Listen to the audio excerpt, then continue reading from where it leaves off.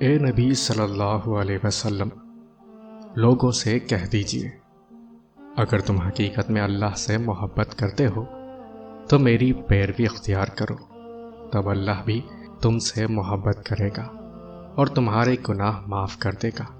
وہ بڑا معاف کرنے والا اور رحیم ہے۔ اے نبی صلی اللہ علیہ وسلم، لوگ آپ سے پوچھتے ہیں ہم کیا خرچ کریں؟ آپ کہہ دیجئے، تم اپنا مال اپنے والدین پر، رشتہ داروں پر، یتیموں اور مسکینوں اور مسافروں پر خرچ کرو، اور جو بھلائی بھی تم کرو گے اللہ اس سے باخبر ہے۔ جو لوگ اللہ کی راہ میں اپنا مال خرچ کرتے ہیں پھر خرچ کرنے کے بعد نہ احسان جتلاتے ہیں اور نہ ستاتے ہیں، ان کا اجر ان کے رب کے پاس ہے۔ ان پر قیامت کے دن نہ تو کوئی خوف ہوگا اور نہ وہ غمگین ہوں گے۔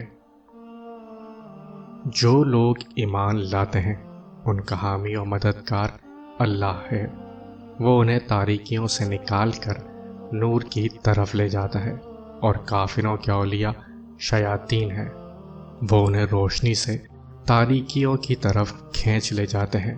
یہی لوگ جہنمی ہیں، وہ اس میں ہمیشہ رہیں گے۔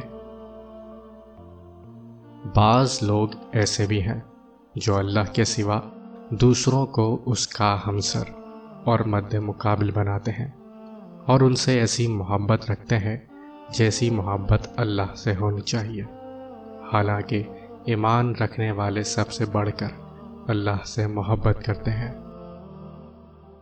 آسمانوں اور زمینوں کی ہر چیز اللہ ہی کی ملکیت ہے۔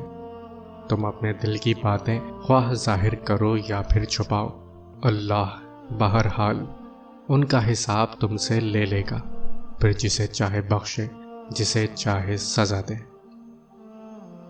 اے لوگو، زمین میں جو حلال اور پاک چیزیں ہیں انہیں کھاؤ، اور شیطان کے بتائے ہوئے راستوں پر نہ چلو، وہ تمہارا کھلا دشمن ہے، وہ تمہیں بدی اور فحش کا حکم دیتا ہے۔ اے ایمان والو، تم یوں اللہ سے دعا کیا کرو، اے ہمارے رب، اگر ہم سے بھول چوک میں جو گناہ ہو جائے ان پر ہماری گرفت نہ فرما۔